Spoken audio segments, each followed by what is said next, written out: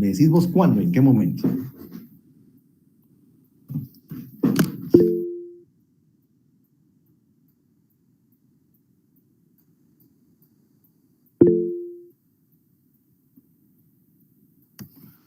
Me imagino que ya estamos, ¿verdad?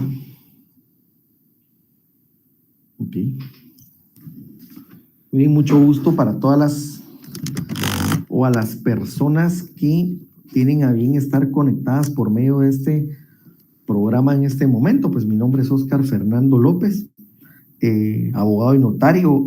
Para mí es un verdadero gusto poder impartir o iniciar a impartir desde ya lo correspondiente a este curso, ¿verdad? Que son los aspectos básicos, o en otras palabras también podríamos decir fundamentales, de lo que son los procedimientos penales en Guatemala. Estoy entendiendo por acá que hay personas obviamente de distintas edades o que pueden ir cursando distintos semestres de la carrera del derecho. Pues bueno, vamos a tratar de abarcar a lo largo del curso o de estas sesiones aspectos que resultan ser bastante fundamentales para que puedan entender los distintos procedimientos, debido a que muchas veces nosotros, pues como estudiantes o como ciudadanos, tenemos distintas o diversas dudas, ¿verdad? En sí, pues en este momento inicia la clase. Voy a hablar unas situaciones bastante básicas, como lo es, por ejemplo, lo que regula específicamente el Código Procesal Penal guatemalteco, que el mismo, pues en definitiva, necesito que sea desde ya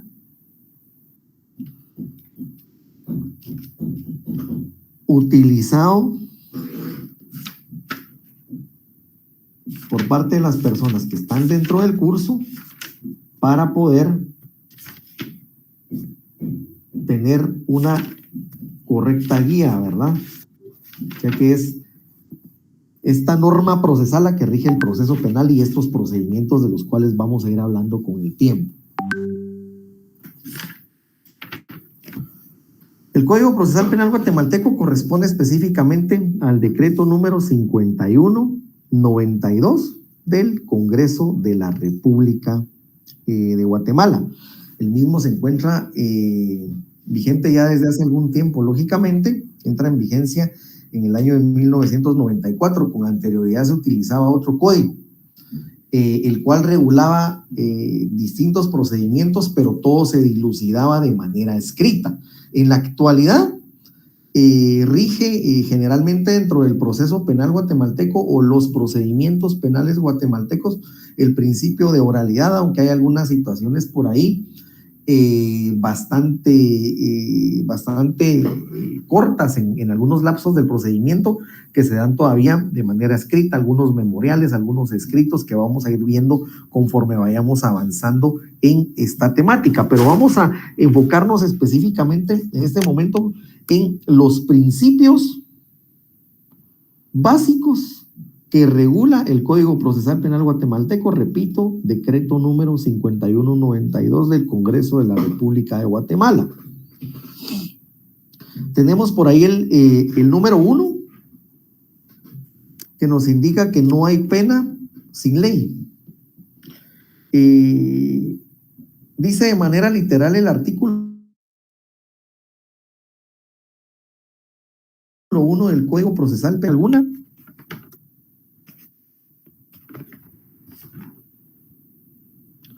si la ley no lo hubiera fijado con anterioridad, ¿ya? Esto significa que a ninguna persona se le podría condenar en algún determinado caso o en algún momento si la ley no ha fijado una pena con anterioridad. O sea, tiene que existir una pena regulada, en este caso, en la ley penal sustantiva, que sería en general el Código Penal guatemalteco, para que se pudiera aplicar una sanción a alguna persona. Sí, tiene mucho que ver, para los que ya están un poco empapados de lo que es el derecho penal o el derecho procesal penal, con lo que es el principio de legalidad. Igual el artículo número 2 del Código Procesal Penal guatemalteco que regula el segundo principio, el cual nos hace ver que dice que no hay proceso sin ley. Eso significa que no puede haber un procedimiento o un proceso penal sin que previamente el mismo se encuentre regulado en la legislación guatemalteca, ¿verdad? Son situaciones bastante básicas, pero sí les voy a pedir que a lo largo de las clases podamos tener en mano lo que es el Código Procesal Penal, el Código Penal para que lo vayamos a ir relacionando y también lo relativo a la ley del organismo judicial como una ley bastante importante para que ya podamos entender algunas situaciones o algunos aspectos fundamentales respecto a esta ley que puede regir o que rige en general en todos los procesos de cualquier rama del derecho dentro de la República. El artículo número 3 del Código Procesal Penal también regula lo relativo a la imperatividad. Y esto es bastante importante porque nos hace ver que los tribunales y los sujetos procesales, o sea, las partes, no podrán variar las formas del proceso ni de las diligencias o incidencias dentro de un procedimiento dentro de la República de Guatemala. ¿Qué significa esto? Que al no poder o al tener en sí la prohibición de no variar las formas del proceso, debemos de respetar en todo momento lo que vamos a ir viendo conforme pase el tiempo, lo relativo a los procedimientos. Muchas veces la población o la ciudadanía guatemalteca en general o nuestros propios clientes en nuestros despachos quisieran que nosotros pudiéramos en algún momento como abogados litigantes, por ejemplo, poder adelantar o poder probar o poder acreditar o demostrar alguna situación dentro de un proceso penal en cualquier etapa, pero para eso hay momentos específicos. Y como repito, este principio es muy importante toda vez que cada situación o cada momento procesal tiene un tiempo específico para poder desarrollarse, ¿sí? No podemos variar las formas del proceso, no podemos adelantar o no podemos retrotraer con base a la ley procesal penal, ¿verdad? Dentro de un proceso penal. Me gustaría irlos conociendo para poder ver en algún determinado caso el perfil que ustedes tienen como estudiantes para poder yo acoplarme a la necesidad que tienen en este momento, qué tan específico o qué tan técnico debería de ser yo en algún determinado caso para poder facilitarles el aprendizaje y que puedan entenderme de una mejor manera. Vamos a lo que es el principio número 4.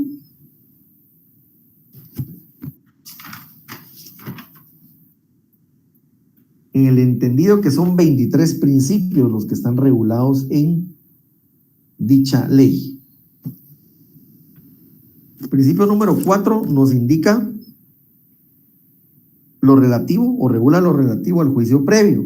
Dice que nadie podrá ser condenado, penado, sometido a medida de seguridad y corrección, sino en sentencia firme, obtenida por un procedimiento llevado a cabo conforme a las disposiciones de este código y a las normas de la Constitución, con observancia estricta de las garantías previstas para las personas y de las diligencias y derechos del imputado o acusado.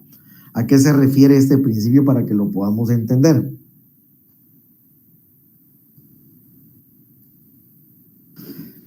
Que ninguna persona podría ser en algún momento condenada, sino hasta que la sentencia quede realmente firme. Por ejemplo, cuando estamos hablando de las sentencias, una sentencia de primer grado, estas sentencias no resultan ser definitivas porque para eso existe la vía recursiva que más adelante pudiese ser utilizada por la persona procesada y obviamente por su abogado. Y hasta que esta vía recursiva, o sea, refiriéndome a los recursos específicamente, no se haya o no se encuentre agotada, no es posible hablar de ejecutoriar o de ejecutar una sentencia para que sea cumplida, ¿verdad?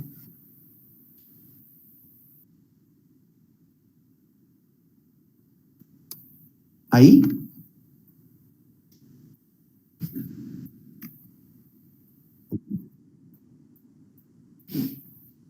Ahora vamos a lo relativo a los fines del proceso. Y esto es bastante importante poder ver lo relativo a los fines del proceso. El artículo 5 del Código Procesal Penal hace referencia a que el proceso penal tiene por objeto la averiguación de un hecho señalado como delito o falta y de las circunstancias en que pudo ser cometido. Este pequeño párrafo hace referencia específicamente, y yo incluso lo vería de manera directa, a lo que es la etapa preparatoria dentro de un procedimiento común dentro de la República de Guatemala, ¿sí? Al regular específicamente de que el proceso penal tiene como objeto la averiguación de un hecho señalado como delito o falta, ¿sí? Que nos lleva directamente a lo que es, como bien he dicho, la etapa preparatoria, ¿verdad? Ya que la etapa preparatoria tiene como objeto en sí la averiguación de un hecho, ¿ya? Para continuar con dicho artículo, también podemos ver que también se tiene como segundo objeto, ¿verdad? El establecimiento de la posible participación del sindicado, que nos hace referencia de manera directa a la segunda etapa de un procedimiento común, que lo vamos a ver de manera específica más adelante, y nos arroja directamente a lo que es la etapa intermedia del proceso penal. Y como tercer fin, por ejemplo, muy específico, el pronunciamiento de una sentencia, que la sentencia va a finalizar en sí lo correspondiente a la tercera etapa, que sería dentro de un procedimiento común, el juicio oral y público, también llamado debate dentro del proceso penal. Y como un cuarto fin, la ejecución de dicha sentencia, o sea, ya velar por medio del órgano jurisdiccional competente o por medio del juez competente el estricto cumplimiento de esa sentencia, que como dije anteriormente debe de encontrarse firme para poder tener efectos de cumplimiento. Lo anterior aparejado, en definitiva, jóvenes, o de la mano con lo que es el debido proceso. Vamos a lo que es el artículo número 6, que dice posterioridad del proceso. Solo después de cometido un hecho punible se iniciará proceso por el mismo. Es bastante claro y bastante sencillo poder interpretar dicho artículo, toda vez que la ley es clara al referir que solo después de cometido el hecho punible, o sea, el ilícito, o después de cometido un delito, se iniciará proceso. O sea, no se puede iniciar proceso en contra de algún guatemalteco o de algún ciudadano guatemalteco sin que previamente él haya cometido un hecho que esté regulado dentro de la ley como delito o falta, ¿verdad? Es bastante sencillo. Por allá vamos a observar también lo relativo al artículo número 7 del texto que estamos examinando.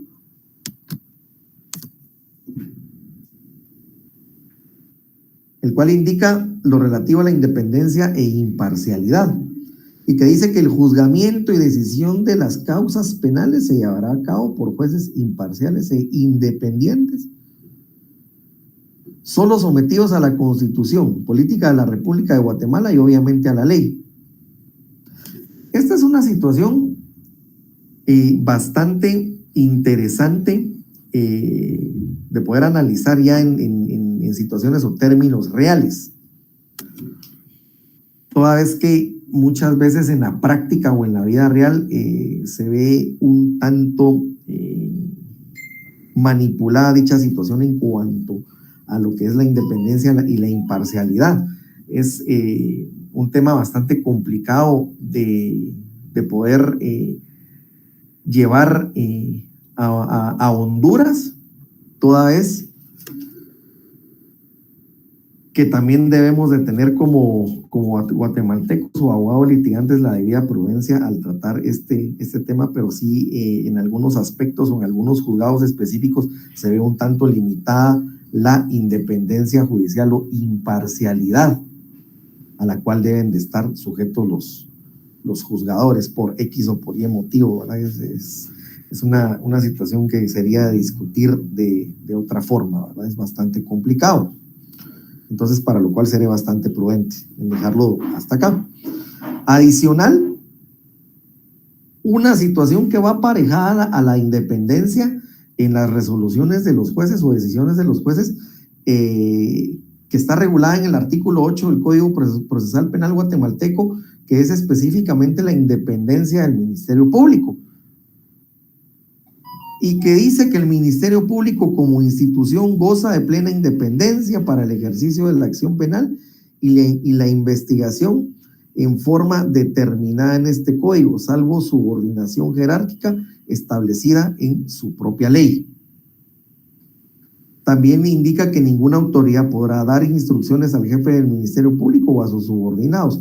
Es decir, el Ministerio Público resulta ser una institución o un órgano que coayuda al organismo judicial, y específicamente su función en sí es ejercer la persecución penal dentro de la República de Guatemala, pero siempre tratando este tipo de situaciones en el ejercicio de sus funciones del ente investigador de manera independiente y de manera objetiva, situación que también se regula más adelante en lo que es el artículo 108 del Código Procesal Penal, que ya vamos a ir viendo con el tiempo. Hay un texto en el cual me encantaría que nos pudiéramos apoyar, y voy a ver la manera de hacérselo llegar en digital, que es un libro de un maestro guatemalteco. Él se llama Óscar Poroxu, que de hecho tuvo a bien darme clases en su momento a cursos de Derecho Penal o Procesal Penal, que se llama El Derecho Penal Guatemalteco, tomo 1, que es bastante básico para que podamos entender por ahí algunos aspectos específicamente del procedimiento común, para lo cual yo voy a tratar más adelante de hacérselos llegar. Yo pensaría que en los próximos días, no sé si por medio de correo electrónico, podría ser por ahí, nos vamos a ir poniendo de acuerdo para que podamos tener este excelente texto con el cual vamos a poder aprender demasiado. El artículo 9 del Código Procesal Penal también regula lo referente a la obediencia y hace referencia a que los funcionarios y empleados públicos guardarán a los jueces y tribunales el respeto y consideración que por su alta jerarquía merecen. Esto significa que todos los funcionarios o empleados públicos dentro del país y en general la población y ciudadanía en general, ¿verdad?, debemos y tenemos la obligación de guardar a los juzgadores y a cualquier otra autoridad relacionada, por ejemplo, con lo que es el derecho en sí, bueno, enfocándonos en este momento a derecho penal, el debido respeto, ¿verdad? No se valen situaciones, por ejemplo, de querer tener algún tipo de incidencia, de querer influir o de querer coaccionar incluso en algún determinado caso para las decisiones judiciales, toda vez que esto sí es completamente una situación fuera de la ley, o se encuentra fuera de la ley dicha situación.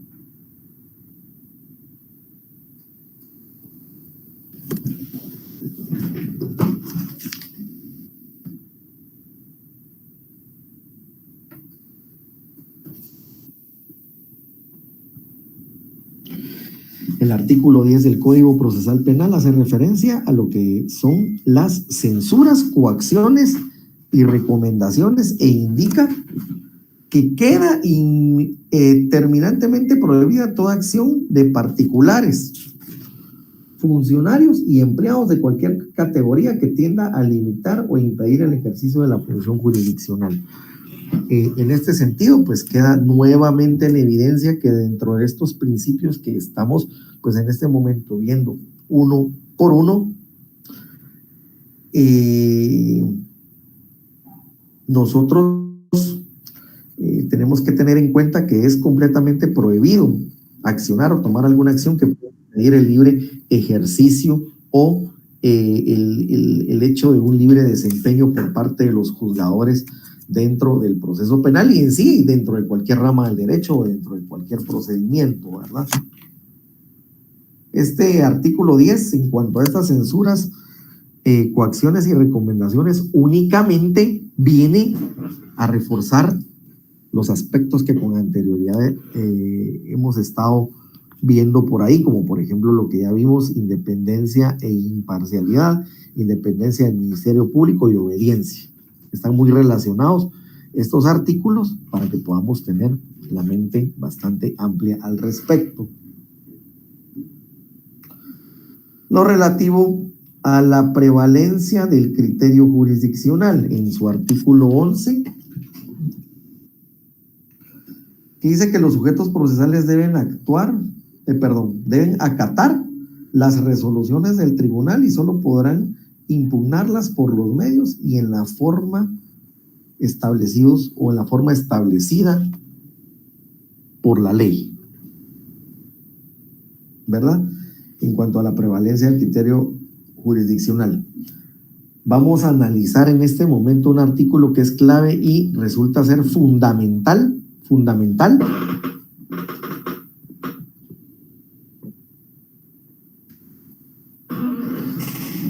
para todo lo que concierne a las decisiones judiciales.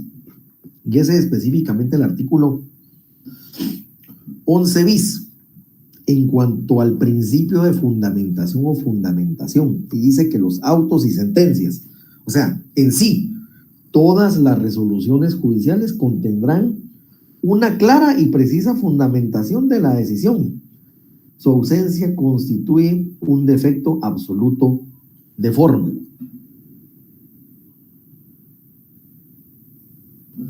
También dice que la fundamentación expresará los motivos de hecho y de derecho en que se basare la decisión, así como la indicación del valor que se le hubiere asignado a los medios de prueba. ¿Qué significa esto? En sí que toda resolución judicial o decisión judicial debe de tener una clara fundamentación. Y cuando estamos hablando de la fundamentación, estamos hablando de que el juzgador dentro del proceso penal debe de exponer de manera clara los motivos por los cuales está tomando X o Y decisión dentro de un proceso penal. O sea, debe de, por ejemplo, realizar un resumen y explicar de manera clara del por qué está tomando una decisión y así mismo, pues obviamente esta explicación debe de ir de la mano con lo que son las leyes o la norma específica que pueda estar utilizando dentro de un procedimiento o un proceso determinado, ¿verdad?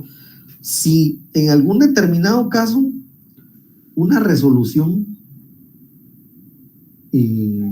o por ejemplo una sentencia carece de fundamentación, esta situación podría estar ya yendo de la mano con lo que es algún recurso, por ejemplo, alguna apelación o algún otro recurso contenido dentro de la ley procesal penal guatemalteca, ¿verdad? Que podríamos ir viendo ya conforme vayan pasando los días. El día de hoy estamos tocando situaciones muy básicas. Como les digo, me encantaría que pudiéramos tener a la mano para la próxima clase el texto que les estoy indicando o que les indique, porque de esta manera vamos a poder llevar una muy buena armonía dentro de la clase.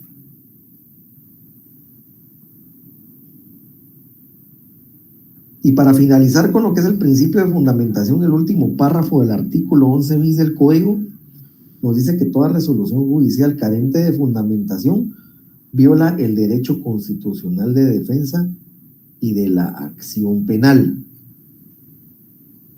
Es una situación que pues resulta ser motivo y objeto de análisis, ¿verdad?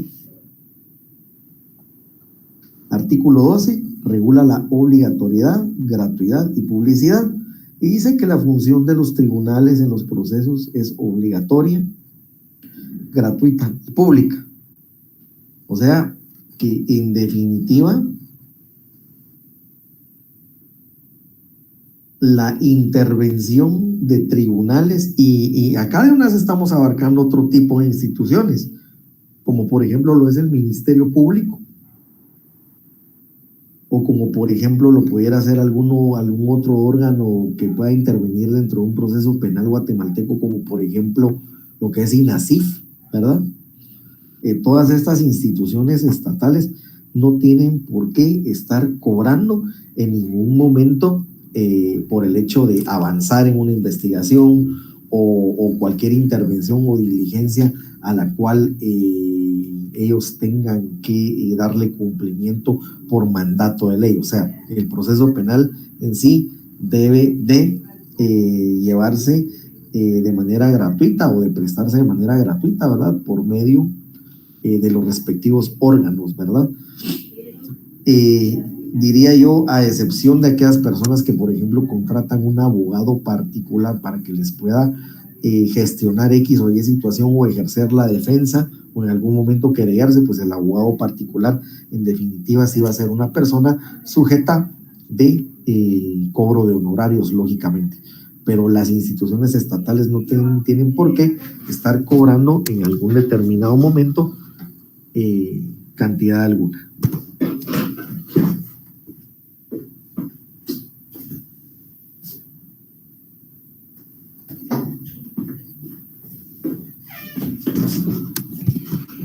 Para continuar,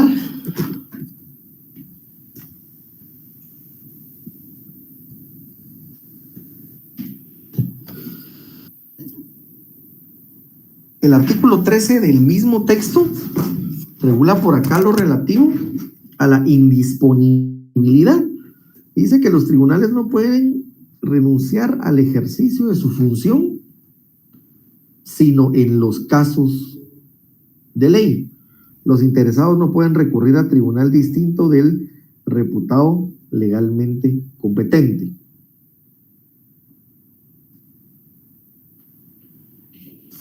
¿Esto qué significa? Que un juez, por ejemplo, un juzgador no puede en algún determinado momento hacer referencia a que se encuentra indispuesto o que no tiene la disponibilidad de conocer de un procedimiento o de un caso específico, si está dentro de su competencia, a excepción que pudiésemos ir ahí a alguna situación de algún impedimento, situaciones que están reguladas, por ejemplo, en la ley del organismo judicial en cuanto a impedimentos, excusas o recusaciones, ¿verdad? Que ya son otro tipo de situaciones que valdría la pena analizar un tanto más adelante. Pero para lo cual yo les he dicho que sí voy a necesitar ir viendo por ahí, que incluso cada uno de los que se va a estar conectando durante estas sesiones, cada uno de ustedes pueda en algún momento indicarme, por ejemplo, qué semestre llevan, qué semestre están cursando, para poder ir yo acoplándome a ustedes y obviamente ustedes a mí. En cuanto a tema de tecnicismo, situaciones un poco más complejas. Artículo 14, siempre el mismo texto que hace referencia a tratamiento como inocente. Y que indica que el procesado debe ser tratado como inocente durante el procedimiento hasta tanto una sentencia firme lo declare responsable y le imponga una pena o una medida de seguridad.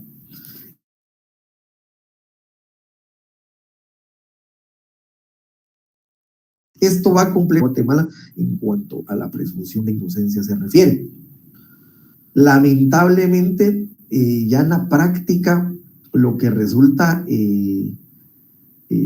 presumirse es la culpabilidad, porque generalmente las personas indicadas en muchos de los casos, pues, tienen que ver de qué manera demostrar o probar su inocencia, cuando en Guatemala lo correcto o el deber ser por el sistema que nosotros manejamos, que en este caso sería un sistema acusatorio que al final termina siendo mixto, ¿verdad? Debería de ser lo referente a la presunción de inocencia. Ese es el deber ser, eso es lo correcto, presumir la inocencia de cualquier persona que pueda estar siendo sindicada o acusada de cometer algún delito. Pero como les comento, lamentablemente ya en la práctica a nosotros los abogados litigantes nos toca acreditar lo concerniente a la inocencia, cuando realmente la carga de la prueba debería de estar inclinada por otro lado, ¿verdad? Son situaciones que ya se van dando en la práctica. La ley está muy bien hecha. Habría que ver ya al momento de su aplicación, ¿verdad? Otro tipo de aspectos por ahí. Artículo 15, siempre el Código Procesal Penal. Por ahí lo relativo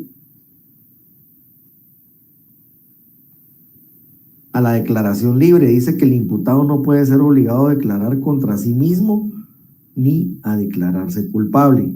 El Ministerio Público, el juez o tribunal le advertirá clara y precisamente que puede responder o no con toda libertad a las preguntas, haciéndolo constar en las diligencias respectivas. Dentro del proceso penal siempre hay un momento, y eso es en sí, o sea, el tema de la declaración libre, de que el sindicado o acusado o procesado puede en cualquier momento del proceso, pues inclusive levantar la mano, pedir que se le pueda conceder en algún momento la palabra y poder declarar de manera libre, por supuesto, siempre con el tema de las respectivas reservas en cuanto al caso, si así lo considera pertinente también. Y acá viene también la labor del abogado auxiliante, porque al final el abogado, ya sea defensor o abogado director, debe de tener siempre la prudencia para ver, pues con base al derecho de defensa, cómo poder defender mejor al patrocinado y ver la prudencia de ciertas declaraciones o no, ¿verdad? Eso es algo que en la práctica se debe de observar y que se maneja todos los días en los distintos tribunales del país, ¿verdad? Entonces, sí, es bastante importante el tema de la declaración libre, pero es un derecho que en ningún momento puede ser limitado por ninguna autoridad, ¿verdad? Los que ya han estado en audiencias o que en algún determinado caso puedan, no sé, presenciar alguna audiencia, se van a dar cuenta que hay sindicados o procesados que pues simplemente levantan la mano y se ponen ahí en toda la disponibilidad o en plan de declarar ante el juzgador, ¿verdad? Y esto no se puede limitar, ni tampoco se podrían acortar los tiempos o limitar los tiempos en algún momento para dicho extremo. El artículo 16, lo relativo al respeto a los derechos humanos, y los tribunales y demás autoridades que intervengan en los procesos deberán cumplir los deberes que les imponen la Constitución y los tratados internacionales respecto de derechos humanos. Tenemos que saber que los derechos humanos, ¿verdad? Como hemos ido aprendiendo a lo largo de la carrera, por ejemplo, son aquellos derechos que le pertenecen al ser humano, o sea, son inherentes a la persona humana por el simple hecho de ser humano o por el simple hecho de haber nacido. Y en tanto los tribunales y obviamente por ahí lo que es el Ministerio Público y otras instituciones estarían encargadas en algún determinado momento a velar porque se respeten estos derechos humanos que resultan ser de primera necesidad para toda la población. Es para un derecho que le asiste a la población en general poder gozar de todas estas garantías.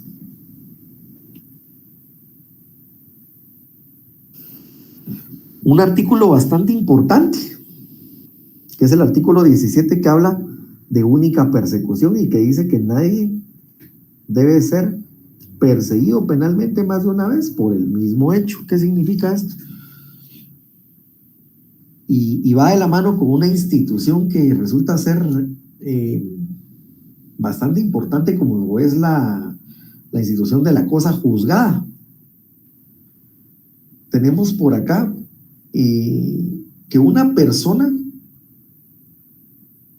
al cometer un ilícito penal, o sea, al cometer un delito o al violentar la ley penal, pues en definitiva debe de ser perseguida por medio de los procedimientos idóneos, ¿verdad? O adecuados y correctos ante todo. Pero únicamente deberá de ser perseguida una vez, no puede ser perseguida 2 o más veces por el mismo hecho. ¿Ya? Como les digo, esto va aparejado con lo que corresponde a la institución de la cosa juzgada, ¿verdad? Entonces es bastante importante.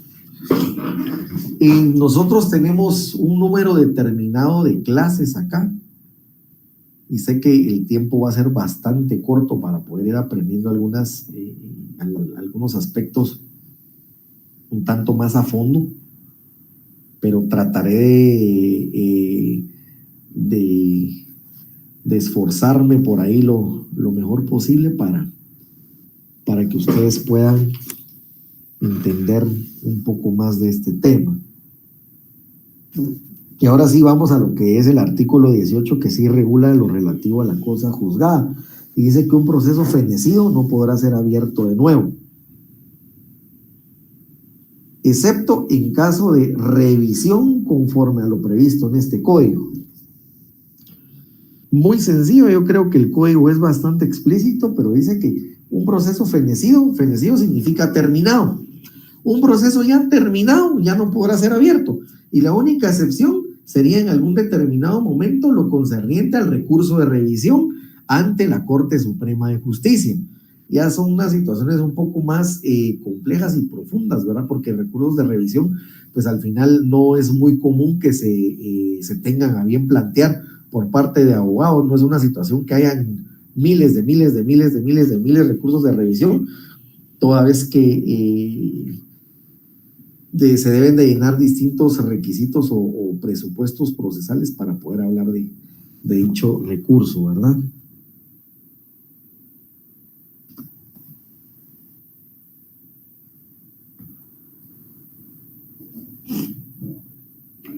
Vamos a lo que es el artículo 19. En cuanto a la continuidad, dice que no puede suspenderse, interrumpirse, ni hacerse cesar un derecho en cualquiera de sus trámites, sino en los casos expresamente determinados por la ley.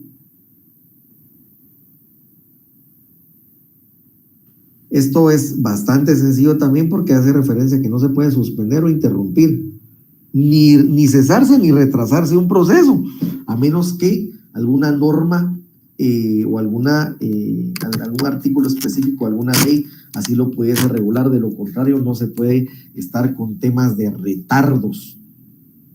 El tema de los retardos es bastante complejo en Guatemala, ya que, por ejemplo, el organismo judicial, específicamente hablemos de materia penal, en cuanto a sus juzgados u órganos jurisdiccionales, tiene demasiada carga de trabajo. Los procesos penales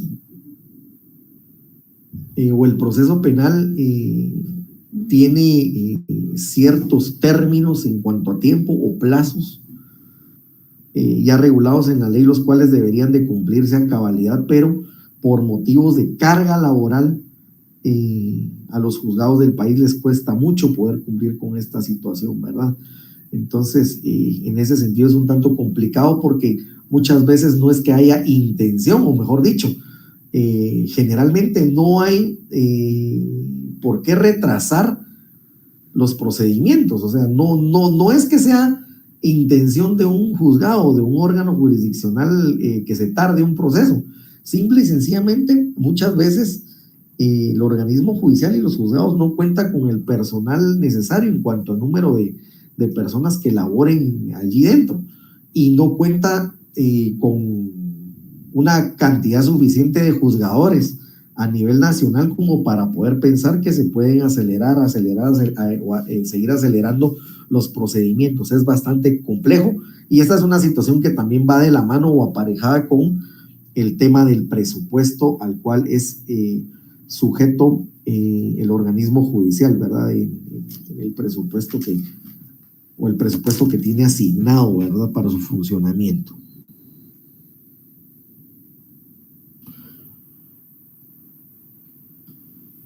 Vamos al artículo 20, que habla de la defensa, que dice que La defensa de la persona o de sus derechos es inviolable en el proceso penal. Nadie podrá ser condenado sin haber sido citado, oído y vencido en procedimiento preestablecido.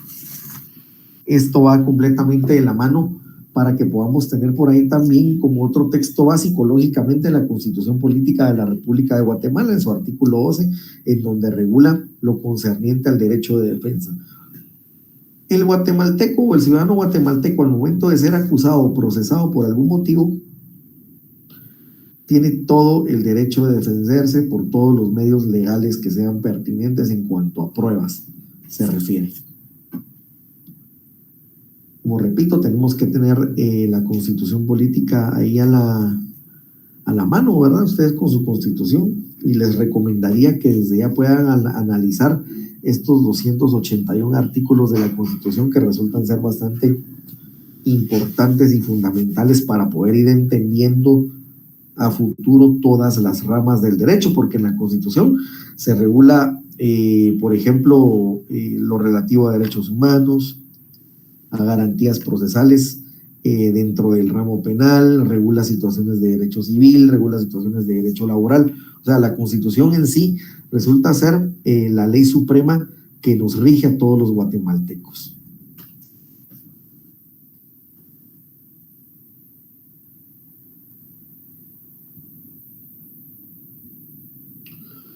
Artículo 21, por ahí lo relativo a la igualdad en el proceso. Dice que quienes se encuentren sometidos a proceso gozarán de las garantías y derechos que la Constitución y la ley se establecen sin discriminación. Eso es en cuanto a la igualdad en el proceso. Ya no es permitido dentro de un proceso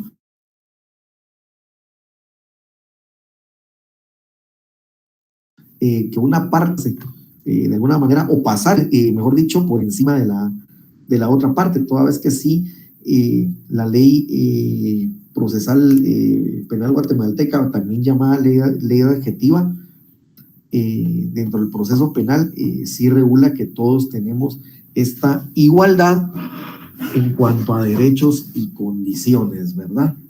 Siempre con base al juego limpio, para cuando estemos en algún momento ejerciendo la profesión, poder siempre observar lo que es el juego limpio, actuar siempre de buena fe. Eso es bastante importante.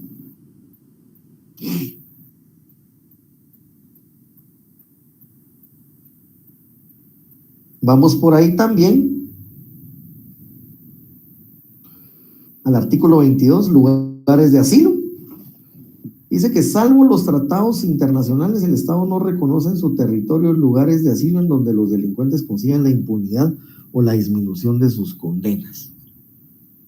¿Ya? Esas ya son situaciones un tanto relativas a derecho internacional, en este caso derecho internacional público, en donde podemos ver que Guatemala no va a garantizar en ningún momento la impunidad de ningún delincuente. Por ejemplo, alguna persona que venga de El Salvador, de Honduras, de México, qué sé yo, y que busque estar en Guatemala de manera impune por el hecho de haber cometido X o Y delito en su país. Guatemala no reconoce esta situación, y asimismo a los extranjeros que vivan por algún motivo, se encuentren dentro del territorio guatemalteco, también se les puede aplicar la ley penal sin distinción alguna, y no importa en este caso la nacionalidad. Y como bien he dicho, Guatemala tampoco va a prestarse como Estado a darles en este sentido ciertos beneficios para que pueda continuar el tema de la impunidad en cuanto a algún delito que un extranjero pueda cometer, ya sea fuera de la República de Guatemala, y que estén huyendo y se encuentren acá, o que el delito lo cometan acá dentro del territorio nacional. Y por último, el artículo 23, que regula lo relativo a la vía diplomática, que dice que los extranjeros no podrán recurrir a la vía diplomática sino por denegación de justicia, en todo caso, hasta que hubiesen agotado todos los recursos que establecen las leyes guatemaltecas. No deberá entenderse por denegación de justicia el hecho de que un fallo o una resolución sea contrario a sus intereses. Vale la pena analizar estos principios como el día de hoy los hemos visto a grandes rasgos. Vamos a ir analizando los distintos procedimientos en los próximos días. Pero no puedo entrar directamente ya a los procedimientos o, por ejemplo, al proceso común si no tengo previamente desarrolladas algunas instituciones por ahí o algunas situaciones bastante importantes y fundamentales para ya poder entrar a los procedimientos. Entonces considero por ahí pedirles de favor que al recepcionar el documento que se les va a hacer llegar, ¿verdad? En cuanto al texto, si es que estuviese en digital, aclaro, ¿verdad? Trataría yo de ver la manera, ¿verdad? Es que estuviese en digital, aunque les digo, si tuvieran los recursos, yo sí les recomendaría completamente que pudieran tener desde ya este excelente libro. Yo no se los estoy vendiendo, yo no vendo libros, pero les digo que sí podría servir bastante para el aprendizaje porque es muy práctico. Tiene situaciones muy generales y básicas, pero que no se le van a olvidar al estudiante y al futuro profesional a lo largo del camino. Se los digo por experiencia y para un excelente y correcto ejercicio profesional este texto. Entonces vamos a ver de qué manera vamos haciendo o viendo el tema del material. Como les digo, sí me gustaría poder por ahí ver dicha situación y pues vamos a estar a espera de esto. Vamos a estar los días martes a las 5 de la tarde o 17 horas y creo que vamos a ir todos de la mano con el tiempo. De mi parte es todo por el día de hoy y considero que a las 7 de la noche tendremos unos minutos para poder platicar con ustedes si tienen alguna duda en general. Mucho gusto, muchas gracias por haberse conectado. Que tengan un excelente día a todos.